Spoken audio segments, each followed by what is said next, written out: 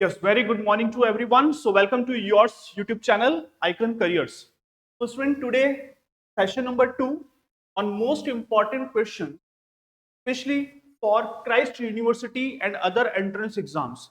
As you all aware, in the month of December, you have a paper of Christ, especially for the BBA. तो आज के session में हम लोग discuss करेंगे साइंस एंड टेक्नोलॉजी के 2025 के most important 15 questions. As per the previous year paper pattern there are some questions जो साइंस एंड टेक्नोलॉजी से आते हैं. तो आज के सेशन में हम लोग 2025 के इंपॉर्टेंट क्वेश्चंस को कवर अप करेंगे. चलिए start with the first question of the day. The first question is which country launched the first AI powered emotion detection satellite in 2025.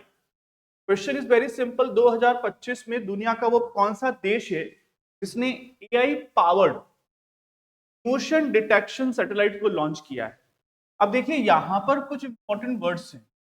First, I think आप सभी aware हो AI words से, that is artificial intelligence.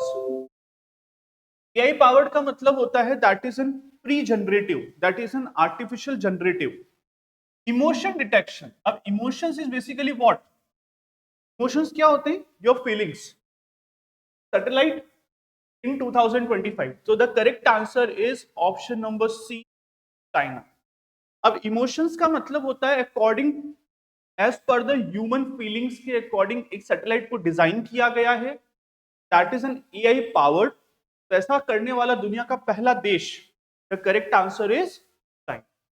But as such अगर आप थोड़ा सा search करोगे तो यहां पर कोई कंट्री स्पेसिफिकली यहां पर गूगल में आपको नहीं मिलेगी. But there are some pages और सम रेफरेंसेस जहां पर ये लिखा गया है कि China is basically planning for the future project. तो फ्यूचर में इस तरह की सैटेलाइट को लॉन्च करने जा रहे हैं. So that's why the correct answer happens to be option number 10. Now move on to the below given question. Which country hosted the third international AI summits 2025? अब आप दैट रखो, जब भी साइंस और टेक्नोलॉजी के क्वेश्चंस आएंगे तो अभी ट्रेंड किस चीज का है? That is an artificial intelligence को लेकर.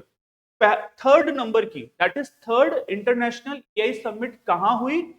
The correct answer is France में. कहां हुई है? फ्रांस में. तो this are the one liner questions.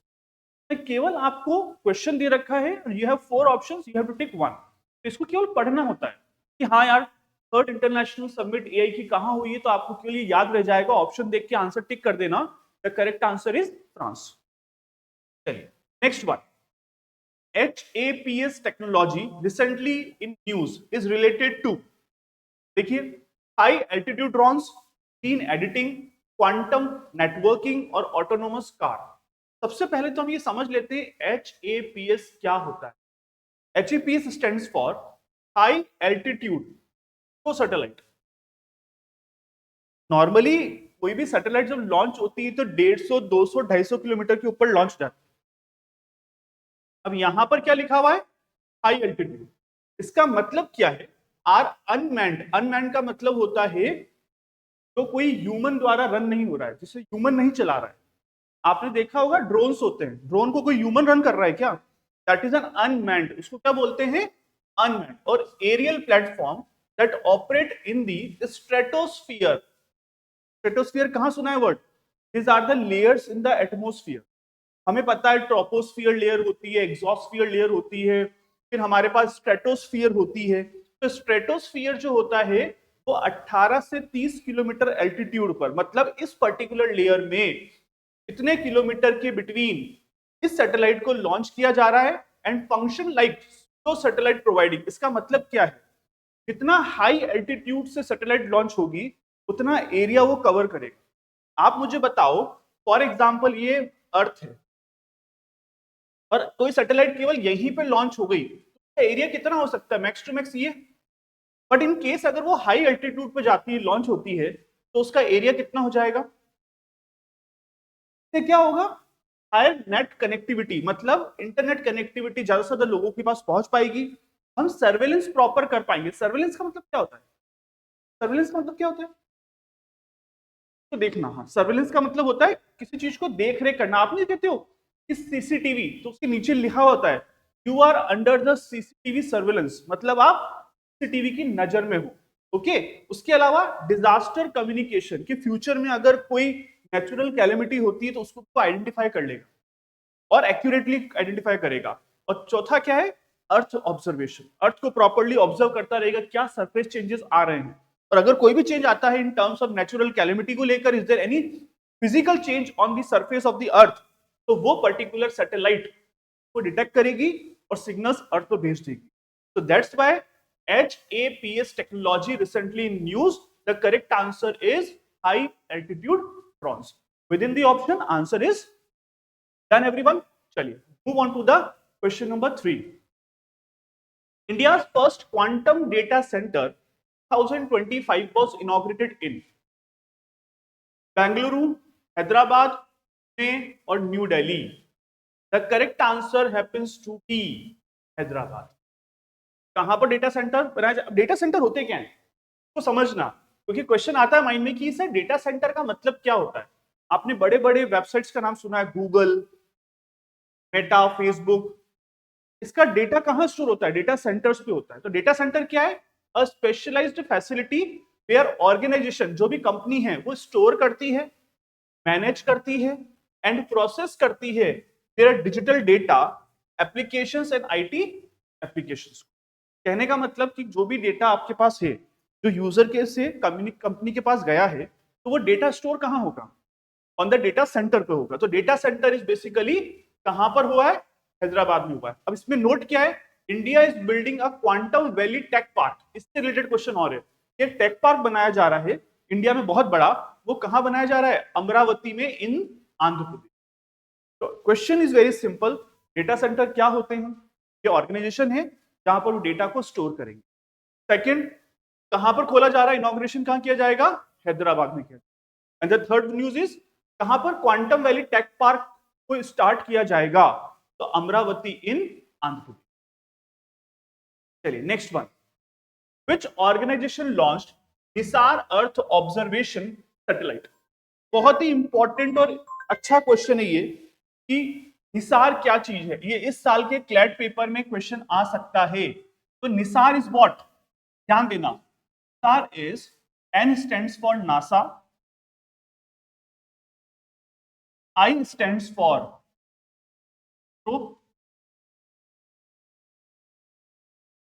synthetic, A stands for aperture और R stands for radar।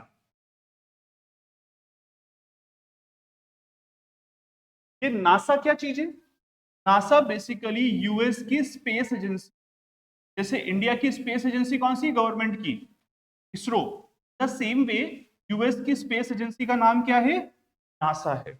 और नासा का फुल फॉर्म क्या है? यहां पर national aeronautics and space administration. Okay, तो जिस तरह से इंडिया में इसरो काम करता है, उसी तरीके से यूएस में एक कंपनी, एक फर्म है, एक ऑर्गेनाइजेशन है जो स्पेस बेस्ड एजेंसी है, उसका नाम क्या है? नासा। तो नासा और इसरो मिलके एक अर्थ ऑब्जर्वेशन सैटेलाइट लॉन्च करने जा रहे हैं जिसका नाम क्या है? निसार। तो आंसर क्या होगा? आंसर क्या होगा बोलो, आनंद बताओ। Option number, okay. अब इसका काम क्या होगा? Mapping and monitor changes in the earth surface. It means that is a simple observation, that is a simple task कि वो अर्थ ऑब्जर्व करेंगे, अर्थ की सरफेस को ऑब्जर्व करेंगे फॉर एनी फिजिकल चेंजेस। जैसे हमने हेप्स के बारे में पढ़ा था अभी, हाई एल्टीट्यूड जो सैटेलाइट को लेकर। In the same way NASA और इसरो मिलकर एक ऐसा सैटेलाइट लॉन्च कर रहे हैं जिसका नाम निसार है, और वो क्या करेगा? वो मैपिंग करेगा और मॉनिटर करेगा अर्थ की सरफेस चेंजेस को लेकर। With in the option the correct answer is, so is there any question regarding them? Any question तो आप पूछ सकते हैं। और who is the chairperson or the main head of the ISRO? N Narayana. ये जरूर ध्यान रखें, इसरो के चेयरपर्सन कौन है? एन नारायणा इसके चेयरपर्सन है। इज इट क्लियर है क्या? चलिए next one, project Uddhav is related to indigenous drone design, military AI modernisation, ancient Indian knowledge plus defence strategy और space cyber security. The correct answer is project Uddhav is related to ancient Indian knowledge, जो हमारा पुराना knowledge है ancient plus defence strategy को मिला लिया जाए तो उस प्रोजेक्ट का नाम क्या है? Project Uddhav. Integrating ancient Indian knowledge with modern military and strategic thinking, that is known as project. आप देख रहे हो ना, नॉलेज बिल्ड कब होता है? जब कोई पुराना एशियन नॉलेज और नई मॉडर्न टेक्नोलॉजी आएगी तो उससे एक नया नॉलेज डेवलप होता है। उसी तरीके से यहां पर इस प्रोजेक्ट उद्धव को किससे रिलेट किया गया है? Ancient Indian knowledge plus defence strategy से रिलेट किया गया। Done.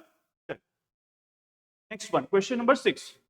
The world first fully 3D printed rocket to reach orbit.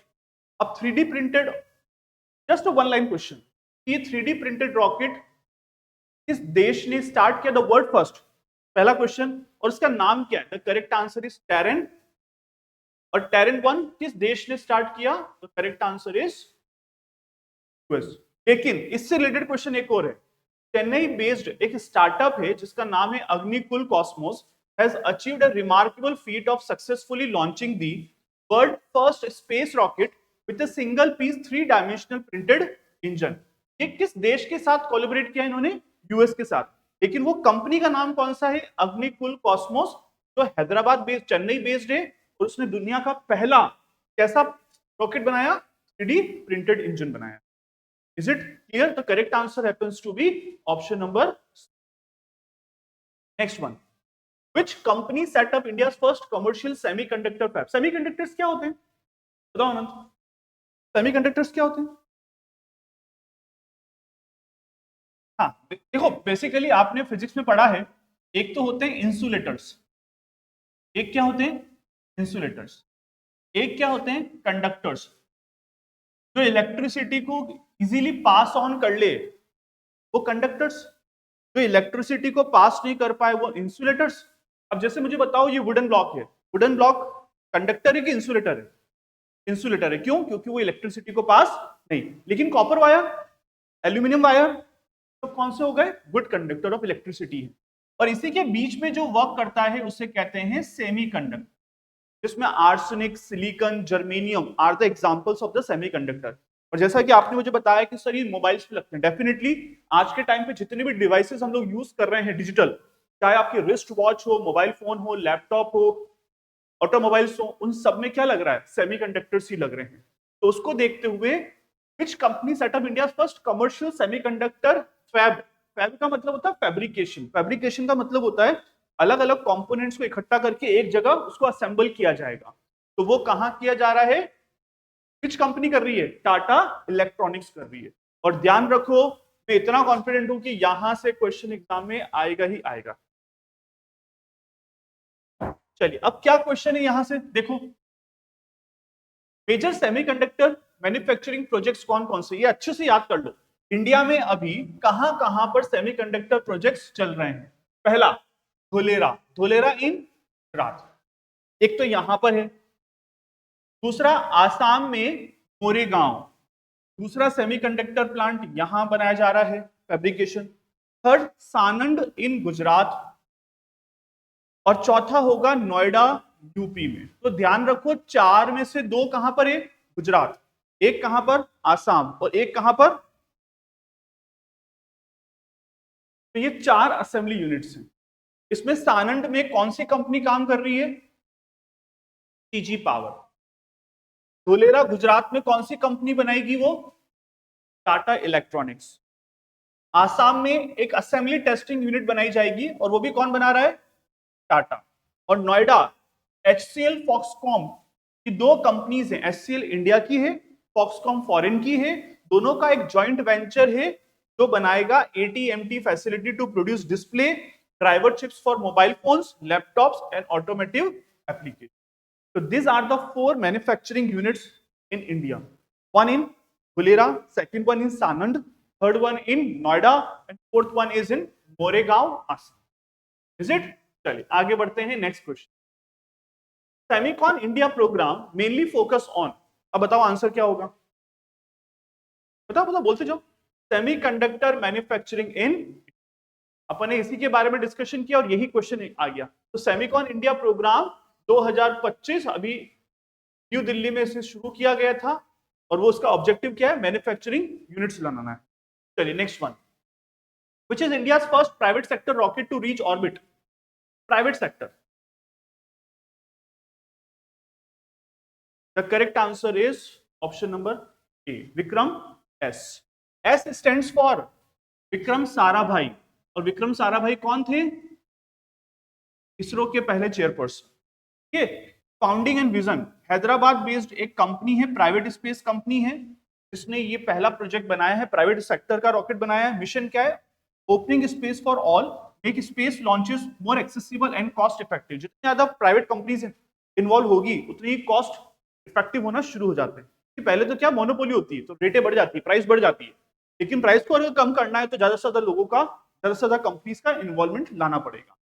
Done. क्या लिखा हुआ है? Vikram S, the first rocket launched by Skyroot sub orbital sounding rocket, maiden flight mission Prarambh was in 2022 from Sriharikota. Done.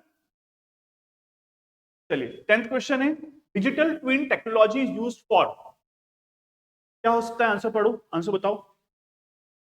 Digital twin technology, अब digital है और twin है, तो twin का मतलब होता है कॉपी करना, आंसर ही आ गया, creating virtual copies of physical system. हमें इसके टेक्निकल में नहीं जाना है कि ये क्या टेक्नोलॉजी है, but just one line question की डिजिटल ट्विन टेक्नोलॉजी क्या है? कॉपीज क्रिएट करना है। Next, India first AI based anti drone system. AI होना चाहिए और एंटी ड्रोन है, एंटी ड्रोन का मतलब होता है कोई ड्रोन आ रहा है तो उसको पहले डिस्ट्रॉय कर दे। तो with in the option Netra X, Trinetra, Mayavi या Drishti 2.0, the correct answer is Trinetra. अब त्रिनेत्र क्या है? एआई बेस्ड सर्वेलेंस है and anti drone system used by the Indian army to detect drone infiltrators, enemy movements and suspicious activity along the border. I hope समझ में आ गया। कोई भी अगर suspicious activity according on the border line होती है तो वहां पर उसको क्या करेगा? आइडेंटिफाई करेगा और उसको फिर डिस्ट्रॉय करेगा। तो उसका नाम क्या है और कौन क्या कर रहा है वो? उसका नाम त्रिनेत्र है और वो क्या है? India based anti drone. Next, which mission aims to study the sun poles? Sun का पर्यायवाची क्या होता है? Synonym. The correct answer is Aditya L1। क्योंकि 2024 में 23-4 में इसरो ने एक मिशन लॉन्च किया था जिसका नाम था आदित्य L1। जो सन की जो आउटर मोस्ट लेयर होती है ना, उसको स्टडी करने के लिए ये मिशन लॉन्च किया गया। तो Aditya L1 is the correct answer. Next, 6th generation test bed of India was set up in IISc Bangalore. अभी तक इंडिया में 5G चल रहा है, 6G की टेस्टिंग चल रही है। के लिए वो प्लेटफॉर्म कहां बनाया गया? एक कॉलेज है जो दुनिया का बड़ा फेमस कॉलेज है, IISc Bangalore. Next one, which country developed the world first quantum internet node? Quantum internet node, the correct answer happens to be Germany. Next, last question of the day, the term biocomputing chip refers to, biocomputing chips refers to a computer chip that use biological components like such as DNA, protein, enzymes or living cells to process information instead of traditional silicon based transistor. बिल्कुल नई technology. मतलब अभी तक हम data को process करने के लिए क्या यूज करते थे? सिलिकॉन चिप्स, है ना। लेकिन अब जो बायोटेक्नोलॉजी यूज हो रही है फॉर कंप्यूटिंग सिस्टम के लिए, तो करेक्ट आंसर क्या हो जाएगा? DNA based data processor is the correct answer. तो साइंस एंड टेक्नोलॉजी के this are the famous 2025 top 15 questions जो आज की क्लास में हम लोगों ने डिस्कशन किए हैं। These are very important one, एक बार जरूर इसको पूरा रिवाइज कर लें, थोड़ी सी ब्रीफ लेके चलें, जो भी इंपॉर्टेंट अपडेट्स है मैंने ऑलरेडी आपके सामने यहां पर कवर अप कर लिया। Done everyone, this is all about our session number 2 on Christ University entrance. और भी इंपॉर्टेंट सेशंस आते रहेंगे, please follow this channel, like and share. Thank you.